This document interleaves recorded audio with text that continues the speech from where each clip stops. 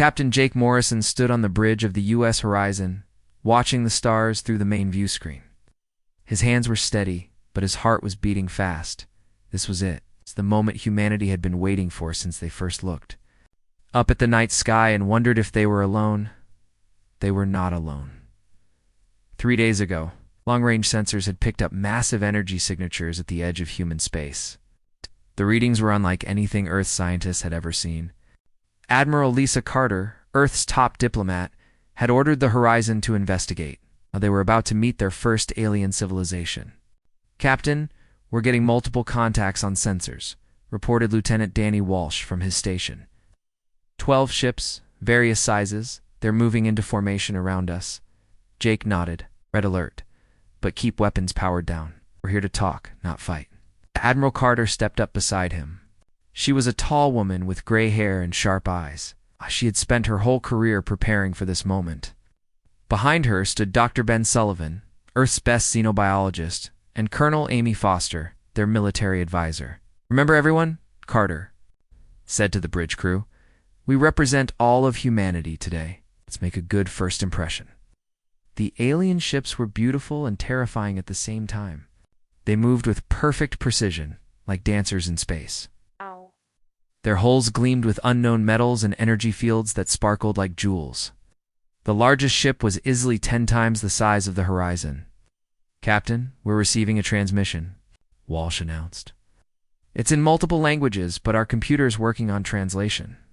The main screen flickered, and suddenly they were looking at an alien face. Jake tried not to stare, but it was hard not to. The creature had 4 arms, pale blue skin, and large golden eyes. Its face was long and elegant, almost beautiful in a strange way. "Greetings, beings of the third planet," the alien said. The translation software made its voice sound calm and musical. "I am Ambassador Kale of the Zenthari people. We speak for the Galactic Coalition of 12 worlds. We welcome you to the greater galaxy."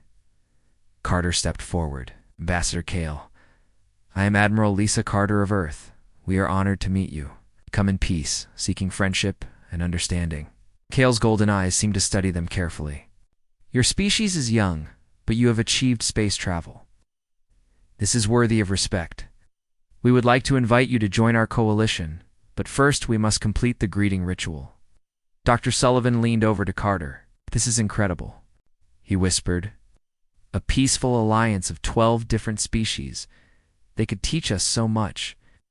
Sam Rodriguez, their cultural translator, was frantically checking his notes. He had studied every piece of information they had about alien contact. But this was all new territory. "What does the greeting ritual involve?" Carter asked. Kale stood up from what looked like a command chair. "It is simple. I will show you the gesture of peaceful meeting. You must mirror it to show that you understand and accept our friendship." Watched as the alien moved to the center of what appeared to be his bridge. Kale was tall, maybe 7 feet, and moved with fluid grace. His 4 arms spread out in a complex pattern. 2 arms pointed upward, while the other 2 curved downward. His head tilted back slightly, and his golden eyes closed for a moment. "Beautiful," Dr. Sullivan whispered. "It looks like a dance." Sam Rodriguez was typing quickly on his tablet, trying to analyze the gesture. "I think it represents openness and trust," he said. "The upward arms might symbolize reaching toward the stars, while the downward ones show connection to home." Carter looked at her team. This was the moment that would define humanity's future in the galaxy. "Should I mirror it exactly?" Yes, Rodriguez said confidently. "In most cultures, mirroring a greeting shows respect and understanding." Carter moved to the center of the bridge. She spread her arms in the same pattern as Kale had done. 2 arms. Up, 2 arms down, head tilted back. She held the pose for several seconds, trying to look as dignified as possible. The reaction was immediate and terrifying. Kale's golden eyes snapped open wide. His elegant face went completely pale, and all 4 of his arms dropped to his sides. Behind him, other aliens on his bridge began moving frantically, their voices rising in what sounded like panic. "What's wrong?" Carter asked, lowering her arms. "Did I do something wrong?" Kale's voice was no longer calm and musical. It was tight with what sounded like fear and shock. You have performed the challenge of dominance. By the ancient laws of the Coalition, you have declared total war against all 12 member species. The bridge of the horizon went completely silent. Jake felt his blood turn to ice. "I'm sorry, what?" Carter said. "That wasn't my intention at all. We came here in peace." "The gesture cannot be misunderstood," Kale said, his voice growing stronger. "When a new species performs the challenge of dominance, it means they claim superiority over all present powers. It is a formal declaration of war that cannot be taken back." Sam Rodriguez was frantically checking his notes. His face had gone white. I made a mistake. The gesture means something completely different than I thought." Us. Colonel Foster stepped forward. "Ambassador Kale, surely we can explain this misunderstanding. We're a young species. We didn't know." Kale looked at them with something that might have been pity. "The law is clear. When the challenge is given, it must be answered. However, because you are young and clearly did not understand the Coalition, we'll give you time to prepare." "Prepare for what?" Jake asked, though he was afraid he already knew the answer. "War," Kale said simply. "You have 6 standard months to ready yourselves. This is more time than any species has ever been given, but the Coalition Council believes you deserve the chance to understand what you have begun." The transmission ended, and the alien ships began to withdraw. Minutes they were gone, leaving the horizon alone in space with the weight of humanity's future on their shoulders. Jake sat down heavily in his captain's chair. "Admiral, what do we do now?" Carter was staring at the empty view screen where the alien ships had been. "We go home. We tell Earth that we just accidentally declared war on 12 alien civilizations?" Dr. Sullivan was shaking his head in disbelief. "This can't be happening. They seemed so peaceful, so civilized." "They are civilized," Colonel Foster said grimly. "That's the problem. They have laws and customs that we don't understand, and we just broke the biggest one." Danny Walsh looked up from his sensor station. "Captain, I'm picking up transmissions. Lots of them. The aliens are broadcasting on all frequencies." "What are they saying?" Carter asked. Walsh listened to his earpiece for a moment. They're telling everyone in the galaxy that humanity has declared war on the Coalition. They're spreading the news to every inhabited system." Sam Rodriguez buried his face in his hands. "I'm sorry. I'm so sorry. I thought I understood. The cultural database said that mirroring gestures was usually safe." Carter put a hand on his shoulder. "It's not your fault, Sam. We're dealing with completely alien minds. No one could have predicted this." Jake stood up and looked at his crew. They were all scared, and they had every right to be. Humanity had just made enemies of 12 advanced civilizations, and they didn't even know how advanced these aliens really were. "Set course for Earth," he ordered. "Maximum speed. We need to warn them what's coming." As the horizon turned toward home, Jake wondered if they would even have a home to return to in 6 months. Humanity was about to face its greatest test. And it had started with a simple misunderstanding. But maybe, just maybe, the aliens had made a mistake too. Maybe they didn't understand humans any better than humans understood them. The next 6 months would tell the story of whether humanity would survive its first contact with the galaxy. The war had begun, and Earth didn't even know it yet. The news spread across the galaxy like wildfire. On dozens of worlds and hundreds of different languages, the same message was being broadcast. A young species called humans had declared war on the entire Galactic Coalition, on Nexus Prime.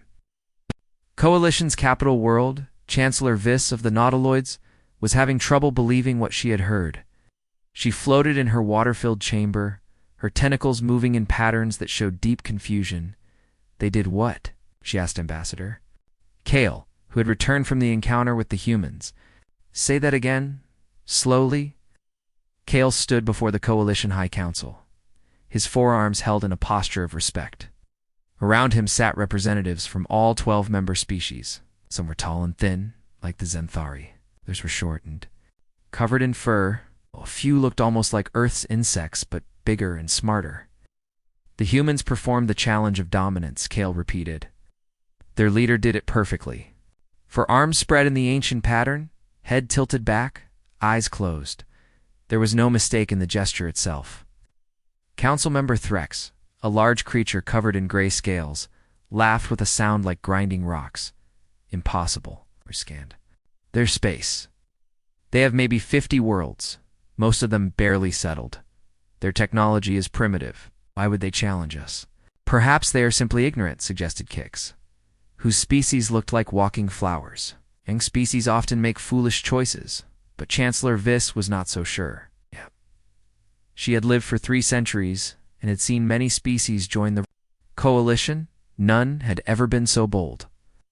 Show us the scans of their worlds again, she ordered. The council chamber filled with holographic images of human space. Earth hung in the center, a blue and green world that looked peaceful and beautiful. Around it were the human colonies, small settlements on various planets and moons. Look at this, Threx said, pointing at Earth with one of his clawed hands. Their homeworld is mostly water. They probably evolved from some kind of fish. Fish are not warriors.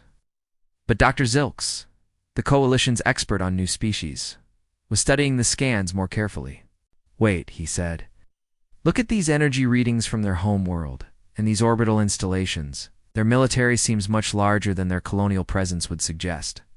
How large? Chancellor Viss asked. Dr. Zilks manipulated the hologram, highlighting military installations across human space. I count at least 15,000 armed vessels of various sizes. Most are small, but some are quite large, and they have weapons platforms around every major world.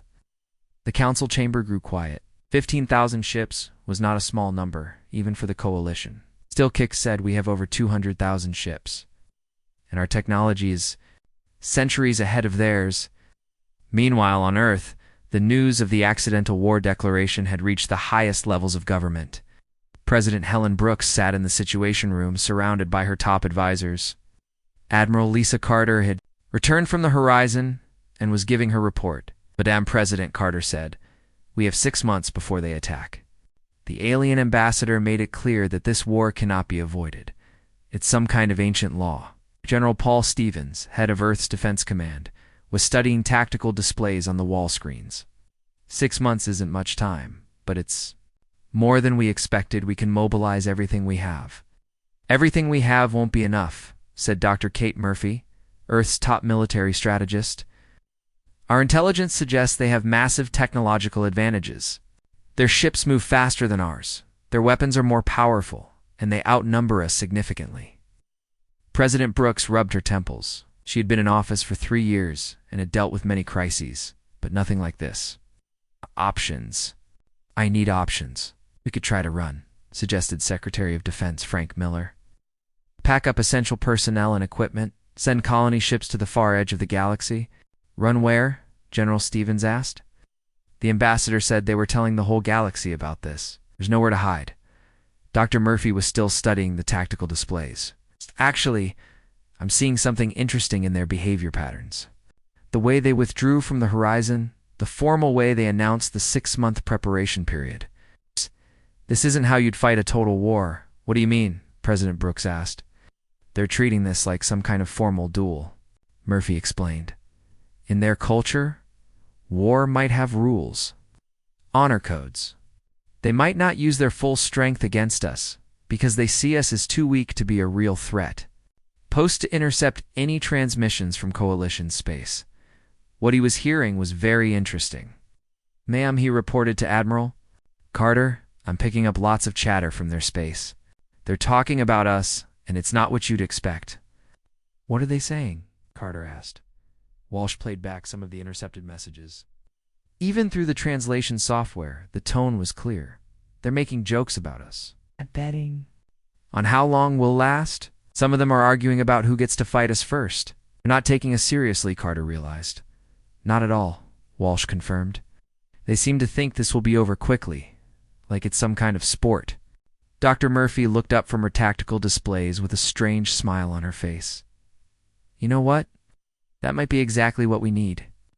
On the world of Krill, the warrior species that served as the Coalition's primary military force was having their own discussions about the humans. General Vok, their greatest military leader, was addressing his officers in their great war hall. These humans have given us a gift, Vok declared. His species was tall and muscular, with natural armor, plates covering their bodies. It has been too long since we had a proper war. The coalition has been at peace for 3 centuries. Our young warriors have never seen real battle. How strong are they? Asked Commander Jex, one of Vok's lieutenants. Weak, Vok replied. Their ships are slow and their weapons are simple, but they have spirit. Any species brave enough to challenge the entire coalition deserves a warrior's death. The Krillian officers roared their approval. They were looking forward to this war, but not everyone in coalition space was excited about fighting humans.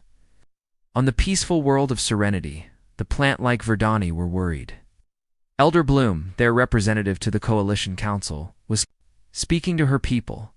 War brings death, she said in the singing voice of her species. Even a small war.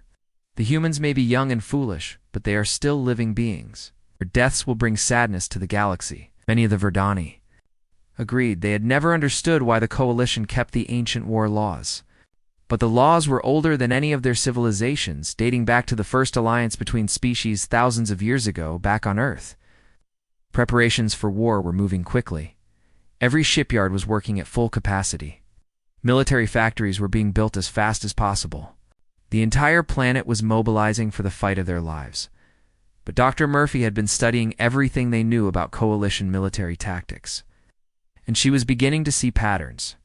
The aliens fought in formations.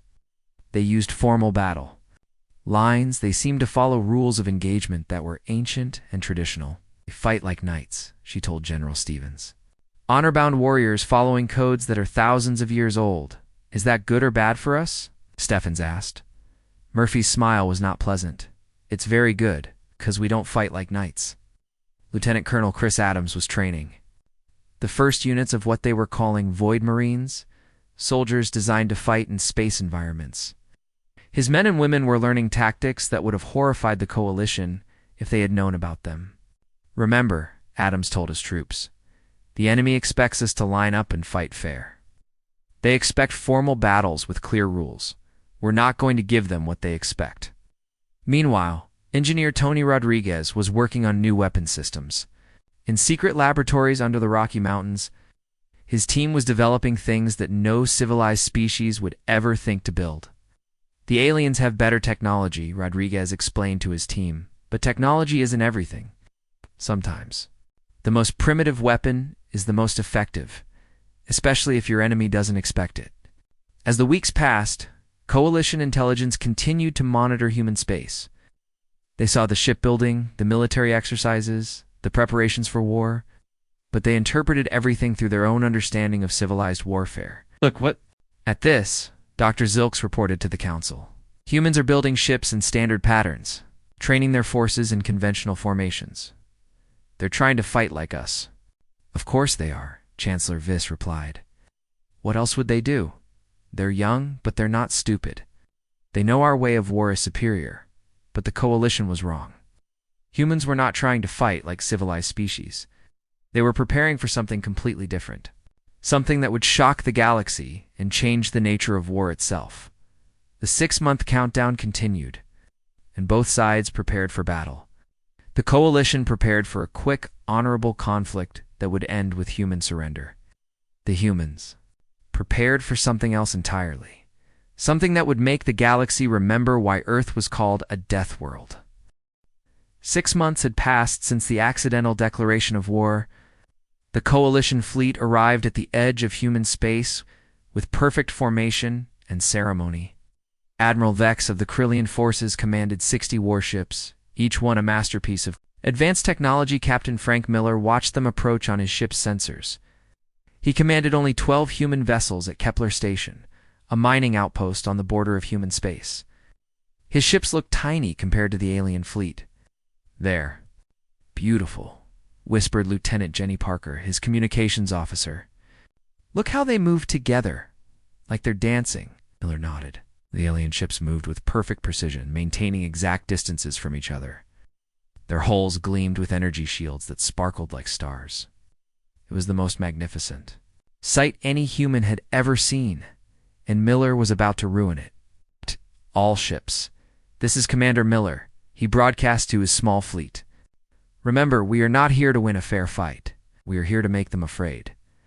Protocol Omega is now active. Protocol Omega was Earth's answer to superior alien technology. If humans could not match the Coalition's advanced weapons, they would use something the aliens had never seen before.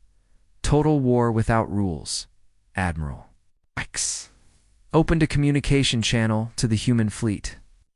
His voice was deep and formal, filled with the dignity of centuries of honorable warfare.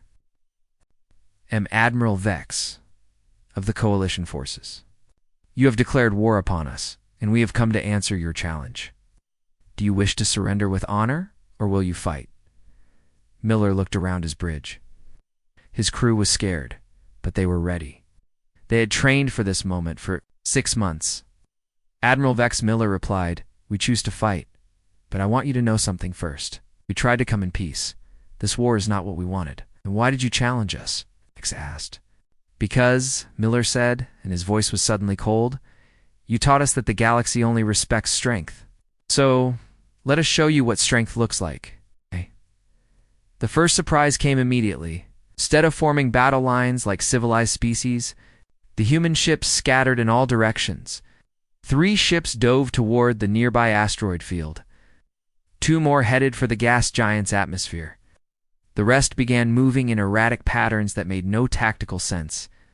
Admiral Vex was confused. Are they doing? This is not how space battles are fought. His tactical officer, a young Krillian named Vex, was equally puzzled. Sir, they're not maintaining formation. They're making themselves vulnerable to our weapons. Perhaps they are cowards, Dex said. Begin the attack. Ship first. The Coalition fleet moved forward in perfect formation, their weapons charging with deadly energy. But as they approached the human position, the scattered human ships suddenly reappeared from behind asteroids and gas clouds. They had used the natural terrain as cover, something the Coalition had never thought to do. The first human ship to attack was the destroyer Defiance, commanded by Captain Julie Mason. Instead of targeting the Coalition ship's weapons or engines, she aimed for their communication arrays and sensor domes. All ships target their eyes and ears, Mason broadcast. Make them blind and deaf. The human weapons were weaker than Coalition technology, but they were aimed with surgical precision. One by one, Coalition ships found themselves cut off from their fleet, unable to communicate or coordinate their attacks. Then came the second surprise. The human ship Vengeance, badly damaged by Coalition fire, suddenly accelerated directly toward Admiral Dex's flagship. The ship's captain, Steve Rogers, had activated the ship's self-destruct sequence. "This is Captain Rogers," he broadcast. "On all frequencies, tell your friends back home that humans don't surrender. We take our enemies with us." The Vengeance exploded against the Coalition flagship's shields, causing massive damage. Admiral Vex stared in horror as debris from the human ship scattered across space. They destroyed their own ship, he whispered, on purpose. But that was not the end. The human ship Liberty, commanded by Captain Nancy Drew, was also heavily damaged. Instead of retreating, she rammed her ship into a Coalition cruiser. Both ships were destroyed in the collision. "Sir," reported Tactical Officer Vex, his voice shaking, "the humans are using kamikaze attacks. They're sacrificing themselves to damage our ships." Admiral Vex had fought in dozens of battles, but he had never seen anything like this. In civilized warfare, crews surrendered when their ships were badly damaged. They did not deliberately destroy themselves. The battle continued for 3 hours. The Coalition fleet was technically winning, but every victory came at a terrible cost. Human ships fought until they were completely destroyed. Damaged human vessels became bombs, ramming into Coalition ships or exploding among their formations. "Captain?" Miller's ship, the Horizon's Edge, was the last human vessel still fighting. His ship was burning, his crew was wounded, and his weapons were nearly gone. But he was not finished. "Admiral Vex," Miller broadcast, "I want you to remember this day. Remember that you came here expecting an easy victory. Remember that humans fight until the end. Surrender," Vex pleaded. "Your ship is dying. Your crew can still live." Miller laughed, and the sound sent chills through every coalition officer who heard it. Admiral, you still don't understand. We already won this battle. Are defeated, Dex said. How can you claim victory? Because Miller said, we made you afraid. The horizon's edge exploded in a final burst of light. The Battle of Kepler Station was over. The Coalition had won, but at a terrible price. They had lost 8 ships and dozens of crew members. More importantly, they had lost something else. Their confidence. The surviving Coalition officers were traumatized. They had expected honorable combat between warriors. Instead, they had witnessed something that felt like madness. But the humans had fought like cornered animals, using their own deaths as weapons. Admiral Dex sent his report back to Coalition High Command. He tried to describe what he had seen, but words seemed inadequate. The humans fight without honor, he reported. They use tactics that no civilized species would consider. They turn their ships into weapons, sacrifice their crews without hesitation, and seem to enjoy causing fear in their enemies. Back on Nexus Prime, Chancellor Viss read the report with growing alarm. She had expected news of a quick victory, not tales of human savagery. How many human ships escaped? She asked. None, Dex replied. We destroyed their entire fleet. But, Madam Chancellor, I must warn you. This is how humans fight when they are outnumbered 5-1. What will they do when they have equal numbers? The Chancellor did not answer. She was beginning to understand that the Coalition had made a terrible mistake. They had thought they were fighting a weak young species. Instead, they had awakened something far more dangerous. On Earth. The news of Kepler Station was received with mixed emotions. The human fleet had been destroyed, but their sacrifice had achieved something important. Intelligence Officer Danny Walsh had been monitoring Coalition communications during the battle. Admiral Carter, he reported, you need to hear this. The Coalition forces are scared. Really scared. They're calling us demons and monsters. Some of their crews are requesting transfers away from human space. Admiral Carter felt a grim satisfaction. The plan was working. Humanity could not match the Coalition's technology, but they could match their fear. Dr. Kate Murphy was already planning the next phase of the war. We need to hit them again, quickly, before they recover from the shock. But this time, we need to be even more creative. General Stevens looked at the tactical displays showing Coalition fleet movements. They're being more cautious now. They're moving in larger groups, staying away from asteroid fields and gas giants. Good, Murphy said. With a cold smile, fear makes people predictable. Predictable enemies are easier to defeat. Engineer Tony Rodriguez had been working on new weapons based on the Kepler Station results. If they're afraid of kamikaze attacks, he said, wait until they see what we've prepared for the next battle. The war was just beginning, but already, the nature of galactic conflict was changing. The Coalition had rules and traditions that had governed warfare for thousands of years. Humans had different rules: survive at any cost, never surrender, and make your enemies regret starting the fight. As Coalition fleets across the galaxy received reports from Kepler Station, a new word began appearing in their communications: human. And for the first time in centuries, that word was spoken with fear. The news from Kepler Station spread through Coalition space like a plague. On worlds that had never known war, civilian populations watched the battle recordings with horror and fascination. The humans had lost every ship, but somehow they had won something more important: on the peaceful world of harmony. Elder Blue of the Aquatic Council was watching the battle footage for the 10th time. Her species had not fought a war in over 1,000 years. The sight of humans deliberately destroying their own ships was beyond her understanding. Why? She asked her aide. Why would they kill themselves? What could be worth such sacrifice? Her aide, a younger member of their species, had no answer. The concept of fighting to the death was foreign to most Coalition species. But when battles were lost, the losing side surrendered with honor. Everyone lived to fight another day, but humans seemed to have different ideas.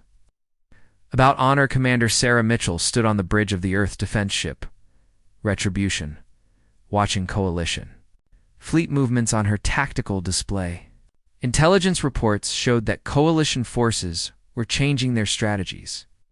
They were moving in larger groups now, avoiding asteroid fields and gas giant atmospheres. "They're learning," Mitchell told her first officer, Lieutenant Brad Cooper, "but they're learning the wrong lessons." Mitchell had been chosen to lead the next phase of human resistance. Her specialty was what Earth Command. It's called ghost tactics, making the enemy afraid of shadows. The coalition fleet approaching Wolf 359 was massive. Admiral Crix of the Zenthari commanded over 200 ships. He had been sent to crush human resistance once and for all. His orders were clear: destroy all human forces and occupy their worlds. But Admiral Crix was nervous. Every coalition officer had heard the stories from Kepler Station. The humans had done things that violated every rule of civilized warfare. They had turned their deaths into weapons. Maintain maximum distance, Crix ordered his fleet. Do not allow human ships to close with us. Use long-range weapons only. Lieutenant Colonel Chris Adams was leading a different kind of fight. His Void Marines had been inserted onto coalition supply ships using captured alien technology. They were not there to destroy the ships. They were there to do something much worse. Member Adams told his teams, "We want them to survive. We want them to go home and tell stories." The coalition supply convoy was traveling through what they thought was safe space, far from any human worlds. The ships carried food, medical supplies, and replacement parts for the war fleet. The crews were mostly civilians, non-combatants, who had never seen battle. Adams and his Marines had been hiding in the cargo holds for 3 days. They had used captured coalition stealth technology to avoid detection. Now they were ready to strike. But instead of attacking the crews, they did something unexpected. They began broadcasting sounds throughout the ships. The sounds were recordings from Earth, air raid sirens, screaming jet engines, explosions from old war movies, and something the humans called death metal music. The alien crews panicked. They had never heard anything like these sounds. The music was loud and harsh, filled with human voices screaming about death and violence. Da-da-da-da-da-da-da-da-da-da-da-da. The sirens wailed like the voices of the damned. "What is that noise?" Captain Vell of the supply ship Peaceful Journey asked his crew. His species had sensitive hearing, and the human sounds were physically painful to them. "I don't know," his communications officer replied. "It's coming from everywhere. Our own speakers are broadcasting it," and Adams made his announcement. His voice echoed through every corridor of every ship in the convoy. "Attention coalition forces. This is Lieutenant Colonel Adams of the Human Defense Force. We have taken control of your ships. But we are not going to kill you. We are going to give you a gift." The human Marines began releasing their cargo throughout the ships. It was not weapons or bombs. It was information. Video recordings from Earth's history, footage from World War II, gladiator fights, extreme sports, horror movies, and documentaries about Earth's most dangerous predators. "This is what we do for fun, Adams." Broadcast. "This is how we entertain ourselves. We fight wars for sport. We jump out of flying machines for excitement. We watch stories about monsters and laugh. Imagine what we do to our enemies." The psychological impact was devastating. Coalition crews watched humans throwing themselves out of aircraft with tiny parachutes, fighting giant sharks, climbing frozen mountains, and engaging in combat sports where they deliberately hurt each other for entertainment. One video showed human children playing a game called dodgeball. They threw hard balls at each other as fast as possible. Another showed humans racing vehicles at incredible speeds, often crashing and sometimes dying, just for the thrill of it. "They are insane," whispered Engineer Cal of the supply ship Safe Harbor. "These creatures treat violence like a game." But the worst part was the historical footage. The coalition crews watched humans fight massive wars with primitive weapons, killing millions of their own species over territory and resources. They saw humans survive ice ages, volcanic eruptions, and plague outbreaks that would have destroyed any other species. "Look at their planet," Adams narrated over footage of Earth's most extreme environments. "Deserts that cook you alive, frozen wastelands that freeze you solid, oceans full of creatures that eat anything that moves, storms that can destroy entire cities. And this is where we chose to live. This is what we call home. The Coalition crews were terrified. They realized they were fighting a species that had evolved in conditions that would kill most other forms of life. Humans were not just warriors. They were survivors of a death world. Admiral Crix received panicked reports from the supply convoy. "Sir, the humans have taken our ships, but they are not destroying them. They are ... teaching us about their culture." Teaching? Crix was confused. What kind of lesson? "Sir, you need to see this yourself. They've sent us recordings of their history." "Admiral, these creatures fight wars for entertainment. They have sports where they deliberately injure each other. Their planet is a death world, and they thrive." On it, Crix watched the human recordings with growing horror. He saw footage of humans fighting giant predators with primitive weapons. He watched them explore environments that would instantly kill most Coalition species. He observed their wars, where they used increasingly creative ways to destroy each other. "This cannot be real," he said. "No species could survive such conditions."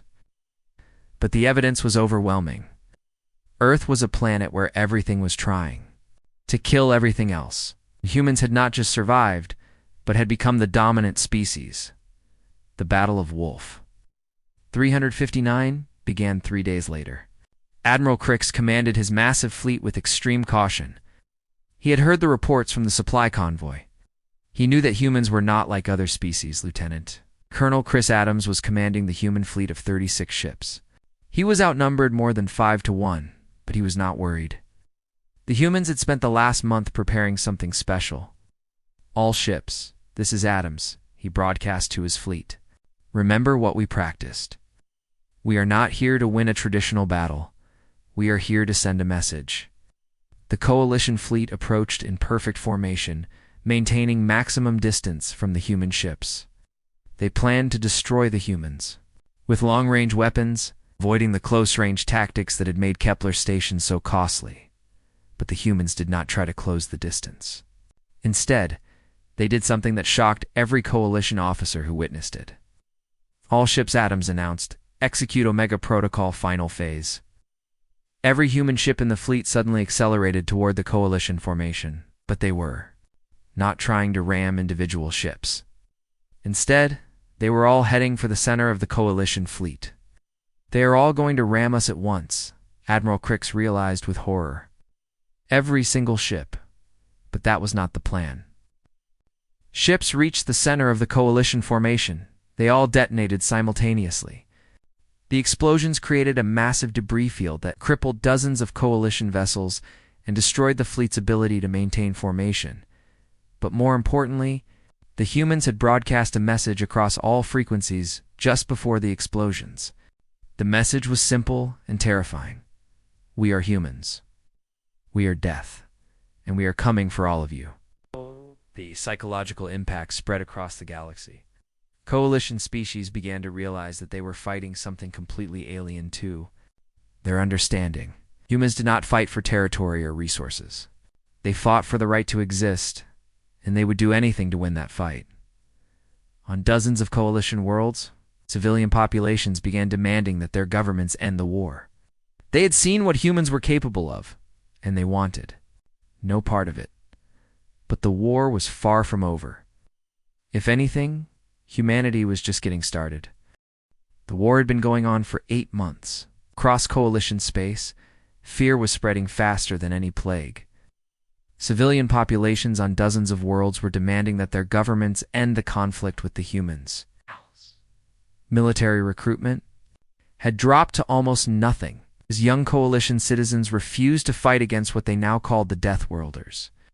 Chancellor Viss floated in her water chamber on Nexus Prime, reading reports that made her tentacles curl with anxiety.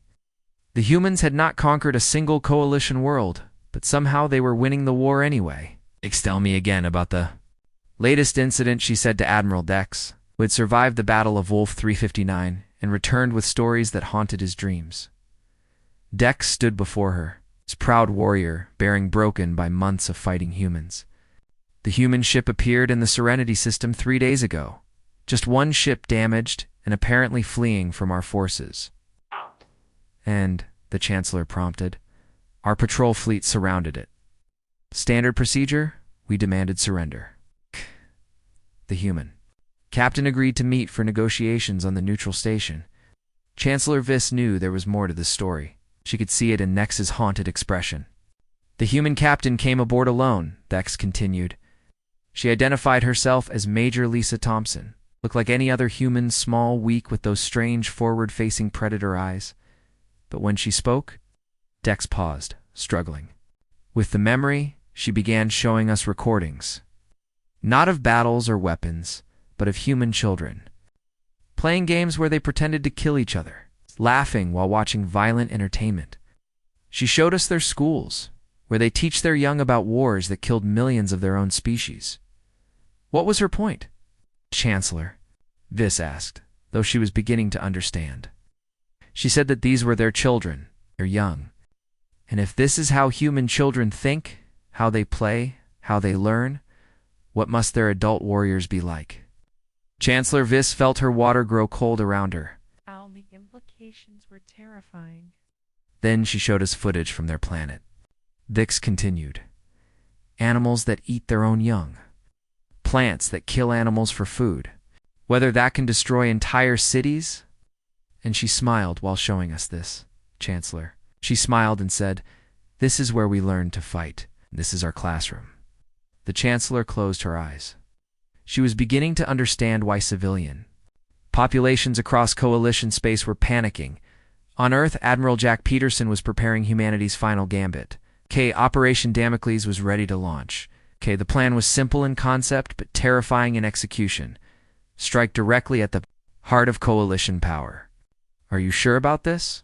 President Brooks asked during the final briefing. If this fails, we lose everything. Madam President, Admiral Peterson replied, we're already losing everything. The Coalition has superior numbers and technology. Our only advantage is that they're more afraid of us than we are of them. Dr. Kate Murphy had spent months studying Coalition psychology and culture. Her analysis was clear. The Coalition species had lived in peace for so long that they had forgotten how to fight a real war. They expect us to follow rules, Murphy explained. Expect formal battles with clear objectives they cannot comprehend. Total war, where the goal is not just victory, but the complete psychological destruction of the enemy. Major Lisa Thompson stood before the assembled commanders of Earth's remaining fleet, 60 ships, all that remained of humanity's space forces. It was not much, but it would have to be enough. Remember, Thompson addressed the captains. We are not going to Nexus Prime to destroy their capital. We are going there to prove that nowhere is safe from human reach. The message is more important than any tactical victory. The journey to Nexus Prime took 2 weeks. The human fleet used captured Coalition ships as camouflage, hiding among supply convoys and civilian traffic. They moved slowly, carefully. Using every trick they had learned about Coalition blind spots and protocols, Captain Mike Johnson commanded the lead ship, disguised as a Coalition medical vessel. His crew had spent weeks learning to mimic Coalition communication patterns and identification codes. Coalition control. This is medical ship Healing Light requesting approach clearance. Johnson broadcast as they neared Nexus Prime. Clearance granted, Healing Light. Proceed to medical station. 7. Johnson smiled grimly. The Coalition's own peaceful nature was their weakness. They could not imagine that anyone would disguise warships as medical vessels. Such deception was unthinkable to civilized species. The human fleet spread out across Nexus Prime's orbital space, each ship taking position near critical infrastructure, communications relays, traffic control centers, defense platforms, not to destroy them, but to access them. At exactly midnight, Nexus Prime time, every human ship began broadcasting simultaneously. Not weapons fire, but something far more devastating. The complete history of human warfare. Every screen on Nexus Prime, from government buildings to civilian homes, began showing the same images. Video footage of every major war in human history, from ancient battles with swords and spears, to modern conflicts with nuclear weapons, but the humans had edited the footage carefully. They focused on the aftermath of battles, Survivors walking through devastated cities, children playing in bomb craters, farmers planting crops in soil mixed with the ashes of the dead. "This is what humans do to each other," announced a calm female voice over the broadcasts. "This is how we treat our own species. Imagine what we will do to yours." The psychological impact was immediate and devastating. Coalition citizens watched in horror as humans casually discussed weapons that could destroy entire planets. They saw footage of humans surviving conditions that would kill most other life forms. They observed human children playing games that simulated the annihilation of civilizations. But the most terrifying part was the narrator's tone. She spoke about mass destruction and planetary warfare as casually as discussing the weather. And violence were so normal to humans that they barely deserved comment. Chancellor Viss was in emergency session with the Coalition High Council when the broadcasts began. She watched her fellow leaders' reactions with growing alarm. Some were openly weeping, others sat in stunned silence. "Turn it off," demanded Counselor Kix. "Stop these horrible images." "We cannot," reported the technical staff.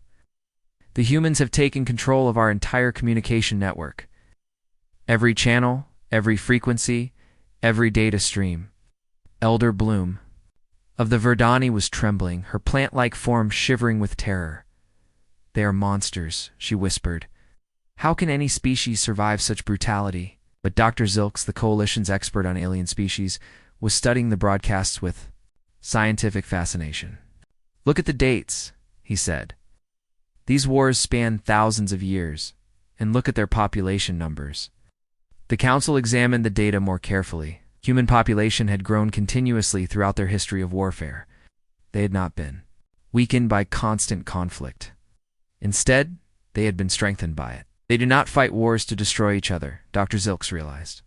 They fight wars to become stronger. Conflict is how they evolve. The broadcasts continued for 6 hours. By the end, Coalition emergency services were overwhelmed with panic calls. Civilian populations on dozens of worlds were demanding immediate evacuation to the far edge of the galaxy. Then came the final message. Captain Jake Morrison, the man who had accidentally started this war, appeared on every screen across Coalition space. "People of the Coalition," Morrison said, his voice tired, but determined, "we did not want this war. We came to you in peace, seeking friendship. But you taught us that the galaxy only respects strength." Morrison paused, looking directly into the camera with those predator eyes that Coalition species found so unnerving. "We have shown you our strength. We have proven that we can reach you anywhere, anytime. We can turn your own technology against you. We can make you afraid to sleep at night." The transmission shifted to show Earth rising over the lunar horizon, beautiful and blue and seemingly peaceful. "But we do not want to be your enemies," Morrison continued. "We want to be your protectors. The galaxy is vast and dangerous. There are threats out there that you cannot imagine. When those threats come, you will want humans standing beside you." Chancellor Viss realized what the humans were offering. Not conquest, but partnership. Not destruction, but protection. "The choice is yours," Morrison concluded. "You can continue this war and learn what humans do to enemies. You can end it now and learn what humans do for friends." The transmission ended, leaving Coalition space in silence. Within hours, Chancellor Viss was broadcasting her response across the galaxy. The Coalition formally surrendered and offered humanity full membership with special status as Galactic Enforcers. The war was over. Humanity had won not through superior technology or numbers, but by making the entire galaxy afraid of what they might do next. As Ambassador Kale later explained to Captain Morrison, the Coalition had suspected humanity's true nature from the beginning. The misunderstood gesture had been a test to see how humans would respond to an impossible situation. Humanity had passed the test by refusing to surrender. Even when facing annihilation, now the galaxy knew the truth about humans.